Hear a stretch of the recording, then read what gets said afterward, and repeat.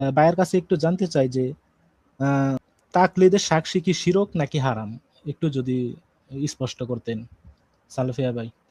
উত্তরটা হইলো মানে এই তাকলিদ এটা মানে তিন ভাবে যা, কোনোভাবে মানে তাকলিদ বৈধ, কোনোভাবে মানে এটা মানে বিধাত, কোনোভাবে এটা শিরক পর্যায়ে ছিল। আর না, আমার প্রশ্নটা ছিল তাকলিদের সাক্ষী এটা কি শিরক নাকি হারাম, সাক্ষীর কথা বলছি, এটা যেটা মানে পর্যায়ক্রমে যা ভাই, তো ওই আচ্ছা, জাহাল তার এটা মানে এটা এটা একটা সুন্দর একটা কথা বলছেন, কখনো তাকলিদের সাক্ষী কখনো শিরক হয়, কখনো বেদাত হয়, কখনো আবার সঠিক হয়, তাই তো ভাই?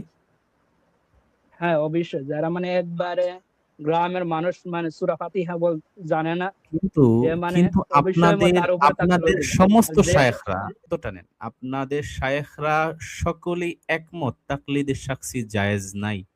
তথাকথিত বর্তমানে সকল আহলে হাদিস বর্তমানে ওনারা বলেন যে তাকলিদের সাক্ষী জায়েজ নাই। তার মানে আপনি ওনার সাথে দ্বিমত করলেন, ঠিক আছে, আপনি করতে পারেন, আলহামদুলিল্লাহ, এটা আমরাও বলি, আমাদের সাথে আমরা এটাও বলি, আপনিও এটা বলেছেন।